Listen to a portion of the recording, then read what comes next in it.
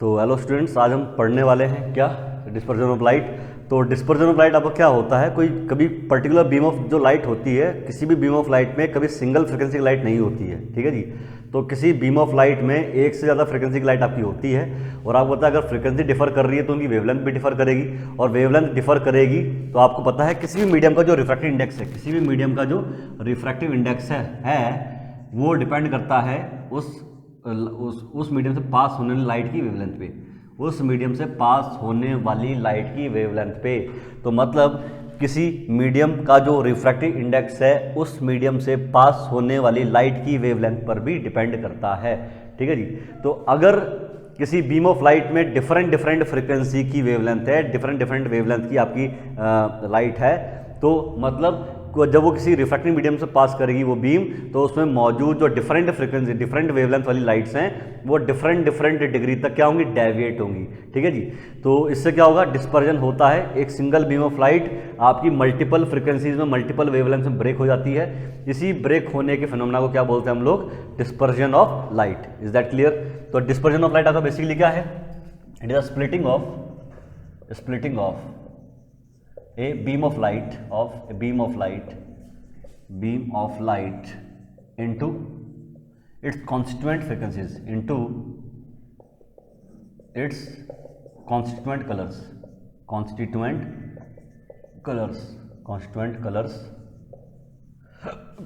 ना बोल के constituent frequencies, ठीक है जी, इज नोन एज क्या, डिस्पर्जन ऑफ लाइट।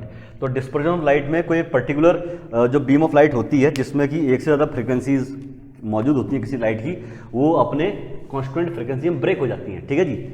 अच्छा, जो कोई रिफ्रैक्टिंग मीडियम है, सबसे फेमस आपका रिफ्रैक्टिंग मीडियम कौन सा है, प्रिज्म। कौन सा है, प्रिज्म। तो prism is the famous refracting medium. जब लाइट रे इसमें से पास होती है, तो क्या होता है, एक बीम ऑफ लाइट है, मैं एग्जांपल लेता हूँ व्हाइट लाइट का। तो व्हाइट लाइट में कितने कलर होते हैं, 7 कलर होते हैं, 7 कलर हैं तो 7 फ्रिक्वेंसीज होंगी, 7 वेवलेंथ होगी। तो सातों वेवलेंथ में से सबसे ज़्यादा जो आपका सबसे ज़्यादा वेवलेंथ होती है किसकी होती है, रेड की वेवलेंथ सबसे ज़्यादा होती है ना। म्यू आपको पता है लैम्डा पे भी डिपेंड करता है। तो लैम्डा सबसे ज़्यादा किसकी होती है, लैम्डा सबसे ज़्यादा रेड की होती है। तो सबसे ज़्यादा लैम्डा होगी मतलब सबसे कम म्यू होगा। तो किसी बीम ऑफ लाइट अगर व्हाइट लाइट पास कर रही है तो व्हाइट लाइट में मौजूद रेड कलर के लिए कोई रिफ्रैक्टिंग मीडियम सबसे कम रिफ्रैक्टिव इंडेक्स शो करेगा, तो रेड लाइट सबसे कम डेविएट होगी, तो रेड लाइट का डेविएशन आपका हम ये कह देते हैं जी, नॉर्मल बात आपको ये था। और सबसे ज़्यादा कौन सी लाइट डेविएट होगी, सबसे ज़्यादा कौन सी लाइट डेविएट होगी, कौन सी, वायलेट। क्योंकि आपको पता है क्या बोलते हैं, विजिबल लाइट में सबसे छोटी वेवलेंथ किसकी होती है, सबसे छोटी वेवलेंथ होती है वायलेट की या ब्लू की। तो ब्लू की वेवलेंथ सबसे कम है, तो उसके लिए म्यू सबसे ज़्यादा होगा। म्यू ज़्यादा होगा तो जाहिर सी बात है उसका डेविएशन भी सबसे ज़्यादा होगा। तो ब्लू कलर की लाइट सबसे ज़्यादा डेविएट होने वाली है आपके पास में, ठीक है जी। तो सबसे नीचे आपको मिल रहा है वायलेट, सबसे ऊपर मिल रहा है रेड। तो आपको ये चीज़ समझ में आ गई है ना। तो ये नॉर्मल बात है आपके पास में, ठीक, कोई दिक्कत नहीं आता। तो इस splitting of white light into 7 constituent colour, समझ गए ना, इसको हम क्या बोलते हैं भाई, डिस्पर्जन ऑफ लाइट। तो किसी भी बीम ऑफ लाइट का, मैं ये नहीं कह रहा हूँ विजिबल लाइट ही हो, अगर मैं अल्ट्रा वायलेट लाइट भी पास कर रहा हूँ तो जरूरी नहीं कि अल्ट्रा वायलेट लाइट में एक ही फ्रिक्वेंसी की लाइट हो। अल्ट्रा वायलेट में भी लो फ्रिक्वेंसी से लेकर हाई फ्रिक्वेंसी से वेरी करते हैं, तब ये किसी रिफ्रैक्टिव मीडियम से पास करेगी तो जाहिर सी बात है अपनी कॉन्स्टेंट फ्रिक्वेंसी ब्रेक हो जाएगी आपकी। तो इसी स्प्लिटिंग को क्या बोलते हैं हम लोग, डिस्पर्जन ऑफ लाइट। और जो ये रेंज ऑफ फ्रिक्वेंसी आपको मिल रही है ना, स्प्लिटिंग के बाद जो रेंज ऑफ फ्रिक्वेंसी आपको मिल रही है, इसमें आपको कितने कलर मिलेंगे, 7 कलर मिलेंगे, 1 2 3 4 5 6 और ये 7। तो यहाँ पर आपको 7 कलर मिलते हैं। व्हाइट लाइट 7 कलर में स्प्लिट होती है, समझ रहे हो। तो ये जो रेंज ऑफ फ्रिक्वेंसी आपको मिल रही है इसको हम बोलते हैं क्या, स्पेक्ट्रम। क्या बोलते हैं इसको हम, spectrum. The range of frequency thus obtained is known as spectrum of light, ठीक है जी। तो नेक्स्ट हम बात करते हैं स्पेक्ट्रम क्या होता है आपके पास में। स्पेक्ट्रम क्या होता है भाई, स्पेक्ट्रम। तो स्पेक्ट्रम में हमारे पास हम क्या बोलेंगे इसको, it is a range of frequencies, it is a range of frequencies, range of frequencies thus obtained after dispersion is known as क्या, is known as spectrum. Spectrum कहते हैं हम इसको, समझ रहे हो। तो ये जो रेंज ऑफ फ्रीक्वेंसी हमें मिलती है after splitting of white light या कोई सी भी लाइट, बीम ऑफ लाइट का स्प्लिटिंग के बाद जो हमें मिल रहा है ये रेंज पूरी फ्रीक्वेंसी की, इसे हम क्या बोलते हैं, स्पेक्ट्रम। और व्हाइट लाइट के स्पेक्ट्रम को क्या बोलते हैं भाई हम लोग, व्हाइट लाइट के स्पेक्ट्रम को बोलते हैं VIBGYOR. Violet, indigo, blue, green, है ना, ग्रीन, येलो, ऑरेंज और रेड, राइट। तो हमारे पास व्हाइट लाइट के स्पेक्ट्रम क्या बोलते हैं हम लोग, विबग्योर। तो उसमें मेंशन कर लेंगे आप लोग the spectrum of white light, spectrum of white light is known as VIBGYOR. क्या कहलाता है आपका ये, विबग्योर कहलाता है, समझ गए। व्हाइट लाइट के स्पेक्ट्रम को हम क्या बोलते हैं, विबग्योर बोलते हैं। कोई दिक्कत नहीं यहाँ तक, ठीक है। तो हमें आइडिया लग गया कि भैया विबग्योर आपका क्या होता है, ठीक है, स्पेक्ट्रम क्या होता है, डिस्पर्जन क्या होता है। अब हम बात करते हैं प्रिज्म की। किसकी बात करते हैं हम लोग, प्रिज्म की। प्रिज्म हमारे पास में क्या होता है, राइट। तो प्रिज्म बेसिकली बच्चों हमारे पास में होता है एक रिफ्रैक्टिंग मीडियम। क्या होता है, एक refracting medium, just like other refracting medium, है ना। तो उसका जो शेप होता है उसको स्पेशल बनाता है। तो प्रिज्म हमारे पास में क्या है, एक रिफ्रैक्टिंग मीडियम है। क्या है आपके पास, ये एक रिफ्रैक्टिंग मीडियम है, मीडियम। तो किस शेप में आपका ये होता है, आपने देखा हुआ आपका इस शेप का होता है ये, है ना, ये शेप। अगर सामने से देखोगे तो आपको इस शेप में दिखेगा, अगर थोड़ा तिरछा करके देखोगे तो आपको ऐसे दिखेगा, वो ऐसे दिखेगा नहीं दिखेगा, है ना।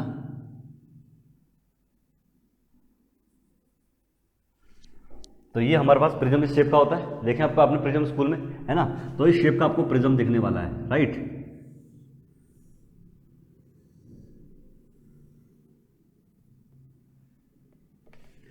तो ये प्रिज्म का शेप आपका ऐसा होता है। तो प्रिज्म के दो रिफ्रैक्टिंग फेसेस होते हैं। क्या होते हैं, दो रिफ्रैक्टिंग फेसेस हैं, और एक क्या है, ये दो रिफ्रैक्टिंग फेसेस हैं, यहाँ से रिफ्रैक्शन आपका अकर होता है। तो आपको प्रिज्म ऐसा दिखाई देगा। और सामने से देखोगे, सामने से केवल अगर मैं यहाँ सामने से देखूँ तो मुझे कैसा दिखाई देगा, ये आपको दिखाई देगा कैसा, ऐसा दिखाई देगा आपको ये, ठीक है जी। तो इसे बोलते हम रिफ्रैक्टिंग सर्फेसेस। क्या बोलते हैं इसको हम, रिफ्रैक्टिंग सर्फेसेस, रिफ्रैक्टिंग सरफेस बोलते हैं इसको हम लोग, ठीक है जी। ये भी रिफ्रैक्टिंग सरफेस है, ये भी क्या है, रिफ्रैक्टिंग सरफेस, रिफ्रैक्टिंग सरफेस, ठीक है। और आपके पास ये क्या चीज़ होती है, इसे बोलते हैं बेस। इसे क्या बोलते हैं हम लोग, बेस। और बेस के जो सामने वाला एंगल होता है इसको हम बोलते हैं एंगल ऑफ प्रिज्म। क्या बोलते हैं, एंगल ऑफ प्रिज्म, ए बोल देता हूँ मैं, ठीक है जी। ए क्या चीज़ आपके पास है, angle of prism, angle of prism. कोई दिक्कत नहीं यहाँ तक, ठीक है जी। कई प्रकार के प्रिज्म होते हैं। सबसे फेमस प्रिज्म है आपके पास इक्विलेटरल प्रिज्म। क्या होता है, इक्विलेटरल प्रिज्म। उसमें ये तीनों एंगल कितने डिग्री के होते हैं, 60, 60, 60 डिग्री के आपके होते हैं, समझ गए ना। तो इक्विलेटरल प्रिज्म में तीनों ही आपके एंगल 60-60 डिग्री के होते हैं। तो आपको आई थिंक आपको आइडिया लग गया होगा कि प्रिज्म क्या है, कैसा आपका ये दो रिफ्रैक्टिंग सर्फेस होती हैं और एक बेस होता है आपका ये, ठीक है। अब हम बात कर लेते हैं भैया रिफ्रैक्शन थ्रू प्रिज्म की। तो प्रिज्म से जब लाइट रे पास होती है तो कैसे रिफ्रैक्ट होती है, ठीक, वन बाय वन देख लेते हैं उसको। रिफ्रैक्शन थ्रू प्रिज्म,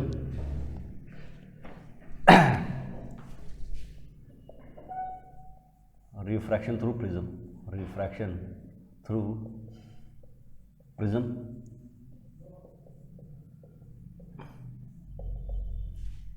ठीक है जी। तो हमारे पास में प्रिज्म है, राइट।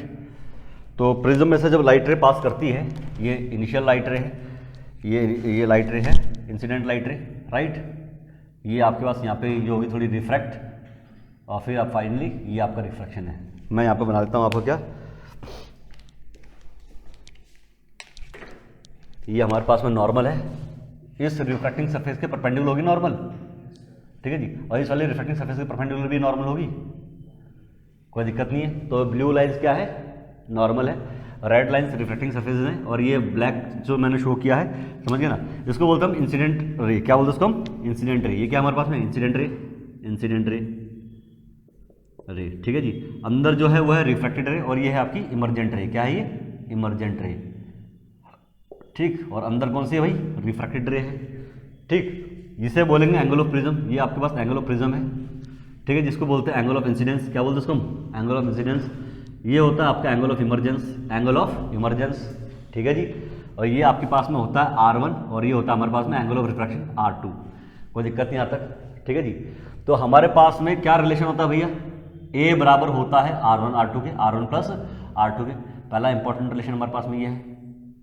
जो एंगल ऑफ प्रिज्म होता है ये दोनों रिफ्रैक्टिंग एंगल के सम के इक्वल होता है, ठीक है जी। और दूसरी बात आपको पता है इनिशियल पाथ लाइट का क्या था, इनिशियल पाथ अगर लाइट का हम ट्रेस बैक करें तो इनिशियल पाथ का लाइट का ये था, ये था इनिशियल पाथ, और फाइनल लाइट रे का पाथ ये है। तो डेविएशन कितना भाई, कितना डिग्री का डेविएशन है, ये डेल, इसे बोलते हैं डेविएशन। डेल को क्या बोलते हैं हम लोग, डेविएशन। तो डेल हमारे पास में क्या है, डेविएशन, ठीक है जी। तो लाइट रे का इनिशियल पाथ आपका ये है, फाइनल पाथ आपका लाइट का ये है, समझ गए। तो ये आपका डेविएशन है, कोई दिक्कत नहीं आता। तो अब हम बात करते हैं relation between angle of incidence, angle of emergence, angle of prism and deviation angle. कोई दिक्कत नहीं आता। तो इसमें क्या रिलेशन आपके पास होता है, आई प्लस ई बराबर ए प्लस डेल। ये हमारे पास में बहुत ही इंपॉर्टेंट रिलेशन है, ठीक है। आई प्लस ई बराबर ए प्लस डेल। तो ये सेकंड नंबर का इंपॉर्टेंट रिलेशन हमारे पास में है। यहाँ तो कोई दिक्कत नहीं भाई किसी को, ठीक। आगे बढ़ते हैं हम लोग। आगे हमारे पास जो इंपॉर्टेंट कुछ फॉर्मूले हैं हम बात कर लेते हैं अब थिन प्रिज्म फॉर्मूला। अच्छा जी, पहले हम थिन प्रिज्म फॉर्मूला से पहले हम लोग डिस्कस कर लेते हैं। अगर मैं आई को वेरी करूं, आई को इंक्रीज करूं या डिक्रीज करूं तो डेल में क्या फर्क पड़ता है, ठीक है जी। तो आई वर्सेस डेल करो, आई वर्सेस डेल ग्राफ, ठीक है जी। आई और डेल के बीच में ग्राफ, ठीक है भाई। अब देखते हैं आई और डेल के बीच में ग्राफ कैसा बनेगा आपके पास में। तो हमारे पास में ये आई है, ये कौन सी एक्सिस है, डेल एक्सिस है, डेविएशन एंगल, और ये है आई एंगल, ठीक है जी। तो नॉर्मली देखा गया है अगर मैं एंगल ऑफ इंसिडेंस को बढ़ाऊंगा, अगर आप एंगल ऑफ इंसिडेंस को बढ़ाएंगे तो डेविएशन घटेगा, डेविएशन क्या होगा, डिक्रीज होगा। तो आई को बढ़ाने पर डेविएशन का, तो बच्चों डिक्रीज होता है, आप ये समझ रहे हो। तो आई को अगर मैं लगातार इंक्रीज करूंगा तो डेल क्या होगा आपका, डिक्रीज होगा। तो आई को बढ़ा रहा हूं, डेल डिक्रीज हो रहा है, ठीक है। तो आपने देखा जैसे मैं एंगल ऑफ इंसिडेंस यहाँ पे इंसिडेंट रे का एंगल बढ़ा रहा हूँ तो डेविएशन एंगल घट रहा है। और एक टाइम ऐसा आ जाएगा एक पर्टिकुलर एंगल ऑफ इंसिडेंस के लिए एंगल ऑफ डेविएशन मिनिमम हो जाएगा। क्या हो जाएगा, मिनिमम हो जाएगा। उसके बाद मैंने आई को बढ़ाया तो डेल घटने के बजाय बढ़ने लग जाएगा, डेल घटने के बजाय बढ़ने लग जाएगा। तो ये आपका डेविएशन क्या हो जाएगा। उसके बाद अगर मैंने आई को बढ़ाया तो एक पर्टिकुलर एंगल पर, इसको एंगल आई नॉट बोल देता हूँ, क्या बोलता हूँ, इस एक एंगल ऑफ इंसिडेंस पर डेल की वैल्यू एंगल ऑफ डेविएशन की वैल्यू क्या हो जाएगी, मिनिमम हो जाएगी। एंगल ऑफ डेविएशन क्या हो गया भाई, मिनिमम हो गया आपके पास में, क्या हो गया, मिनिमम, ठीक है जी। एंगल ऑफ डेविएशन क्या हो गया, डेल एम हो गया ये, ठीक है जी। तो इसके बाद अगर मैं आई को बढ़ाऊंगा तो डेल घटने के बजाय बढ़ेगा, समझ गए ना, कोई दिक्कत नहीं आता। तो ग्राफ आपको कुछ ऐसा बन रहा है, ठीक है जी। तो ये हमारे पास में ग्राफ ऐसा बनेगा। तो याद रखना at i equals to i naught, अगर angle of incidence i naught के बराबर है उस केस में डेल आपको क्या मिलता है, मिनिमम मिलता है। एंगल ऑफ डेविएशन क्या होगा, मिनिमम होगा। इसको मैं लिखता हूँ डेल एम, क्या लिखता हूँ मैं, ये मिनिमम एंगल ऑफ डेविएशन है, minimum angle of deviation, minimum angle of deviation, ठीक है जी। कोई दिक्कत नहीं आता। तो इस केस में क्या होता है बच्चों, इस केस में आपके पास R1 और R2 बराबर हो जाते हैं। तो मतलब ये वाले एंगल ऑफ रिफ्रैक्शन R1 और R2 क्या हो जाएंगे, दोनों बराबर हो जाते हैं, ठीक है जी। तो R1 R2 को मैं R लिख सकता हूँ, ठीक है जी। तो यहाँ से मुझे क्या मिल जाएगा, A किसके बराबर हो जाएगा भाई, A हो जाएगा 2R के बराबर। तो R को हम लिख सकते हैं क्या, A/2 के बराबर, है ना, कोई दिक्कत नहीं है। तो R1 R2 किसके बराबर हो गए, आपस में बराबर हो गए, ठीक है। कब, जब आई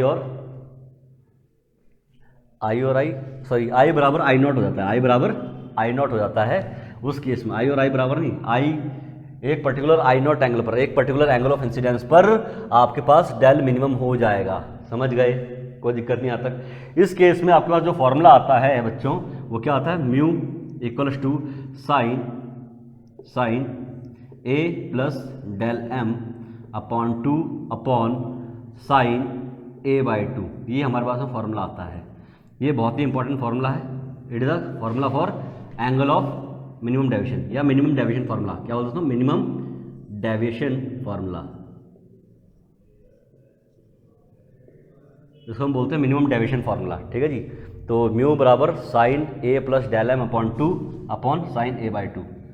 कोई दिक्कत किसी को, कोई परेशानी, कोई दिक्कत कोई परेशानी नहीं है।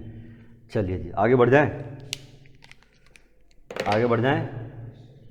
चलिए तो ये मिनिमम डेविएशन फार्मूला समझ में आ गया होगा आपको, ठीक है जी, कोई दिक्कत। अच्छा जी, इस केस में ना केवल R1 R2 बराबर हो जाते हैं बल्कि I और EB आपस में बराबर हो जाते हैं, I और EB बराबर हो जाते हैं। कब? जब आपके पास मिनिमम डेविएशन एंगल होता है, जब आपका मिनिमम डेविएशन होता है उस केस में R1 और R2 तो बराबर हो ही जाएंगे, साथ में I और EB बराबर हो जाएंगे, एंगल ऑफ इंसिडेंस और एंगल ऑफ इमरजेंस भी इक्वल हो जाते हैं। समझ गए? आगे बढ़े।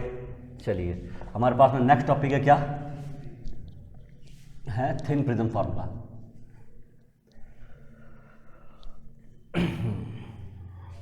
ठीक है भाई, तो थिन प्रिज्म फार्मूला पे नजर मार लेते हैं एक बार के लिए।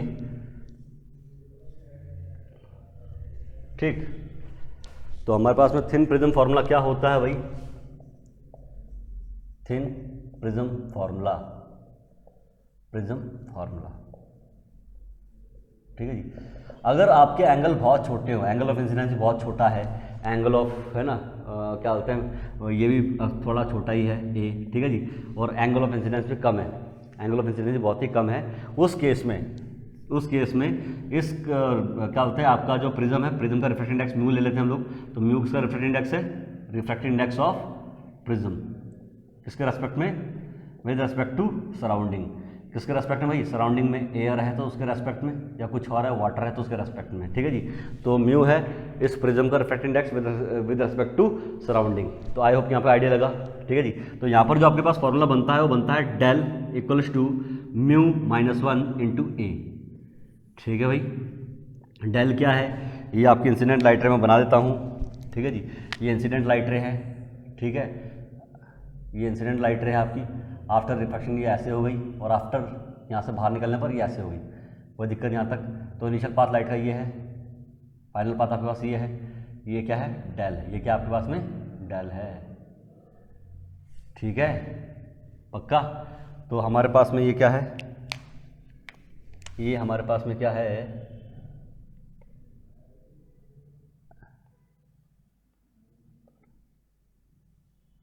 ये हमारे पास में है,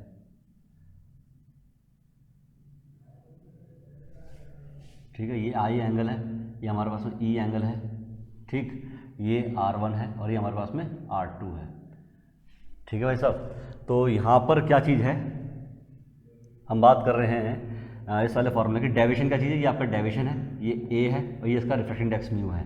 तो डेल म्यू और ए में जो रिलेशन होगा in case of thin prism, तो आपके सामने वो रिलेशन कुछ ऐसा होगा। तो आई होप कि आपको समझ में आ गया होगा डिस्पर्जन क्या चीज़ होती है, ठीक है जी, कौन कौन से फैक्टर डेविएशन को अफेक्ट करते हैं। तो ये काफ़ी ज़्यादा इंपॉर्टेंट फार्मूला आपका ये है। तो आप यहाँ पर देख रहे हैं जो किसी भी लाइट का डेविएशन होता है, तो आप देख रहे हैं किसी भी लाइट का जो डेविएशन है वो डिपेंड करता है रिफ्रैक्टिव इंडेक्स पे। किस पे डिपेंड करता है? रिफ्रैक्टिव इंडेक्स पे। और रिफ्रैक्टिव इंडेक्स किस पे डिपेंड करता है? रिफ्रैक्टिव इंडेक्स डिपेंड करता है, रिफ्रैक्टिव इंडेक्स किस पे डिपेंड करता है? लाइट की वेवलेंथ पे डिपेंड करता है। किस पे डिपेंड करता है? लाइट की वेवलेंथ पे, समझ रहे हो। तो अगर बड़ी वेवलेंथ होगी, जैसे कि रेड कलर की वेवलेंथ, विजिबल लाइट की अगर मैं बात करता हूँ, तो सबसे बड़ी वेवलेंथ किसकी होती है? रेड की होती है। तो रेड की वेवलेंथ सबसे बड़ी है तो उसके लिए म्यू सबसे कम होगा, तो रेड का डेविएशन भी क्या होगा? सबसे कम होगा, समझ रहे हो। तो रेड के लिए लैम्डा बहुत बड़ी होती है तो म्यू छोटा होगा, तो डेविएशन भी रेड का कम होगा। जबकि ब्लू के लिए लैम्डा छोटी होती है, लैम्डा क्या होती है? ब्लू लाइट की छोटी होती है, ब्लू लैम्डा छोटी, तो मतलब म्यू ज़्यादा होगा उसके लिए। म्यू अगर ज़्यादा होगा तो डेविएशन भी क्या होगा? रेड का ज़्यादा होगा। तो आपको समझ में आया, ठीक है जी। तो सबसे ज़्यादा ब्लू डेविएट होती है, उससे सबसे कम रेड डेविएट होती है। यही कारण है कि जो आपके डेंजर सिग्नल होते हैं वो कैसे रंग के होते हैं? रेड कलर के होते हैं, कि वो आपके किसी भी रिफ्रैक्टिंग मीडियम में सबसे कम डेविएट होते हैं और सबसे दूरी तक आपकी ट्रैवल करते हैं, ताकि आपको वो डेंजर सिग्नल दूर से ही ऑब्जर्व हो जाएं। समझ गए ना। तो ये आइडिया लग गया कि डेंजर सिग्नल आपके क्या होते हैं? रेड क्यों होते हैं, ठीक। तो ये था बच्चों आपका डिस्पर्जन ऑफ लाइट में। तो आई होप कि आपको ये चीज़ें समझ में आई होंगी। छोटा टॉपिक था बट क्वेश्चन आपके बन जाते हैं, इनमें से काफ़ी क्वेश्चन आपके पूछे हुए हैं डिस्पर्जन ऑफ लाइट में से, ठीक है जी। इवन जो आपको मैंने फॉर्मूला लिखवाया था I + E = A + डेल, इस पर भी क्वेश्चन बना हुआ है कि करेक्ट रिलेशन क्या होता है इन चारों में, ठीक है जी। तो आप थोड़ा सा सीरियसली लें छोटे टॉपिक को। बाकी इसी साथ ख़त्म करते हैं हमारा लेक्चर। नेक्स्ट लेक्चर में मैं आपसे कुछ प्रीवियस ईयर क्वेश्चन डिस्कस करूंगा। तो नेक्स्ट लेक्चर आपके लिए काफ़ी ज़्यादा इंपॉर्टेंट होने वाला है, तो नेक्स्ट लेक्चर का आप लोग वेट करें। तो मिलते हैं आपसे नेक्स्ट लेक्चर में बच्चों।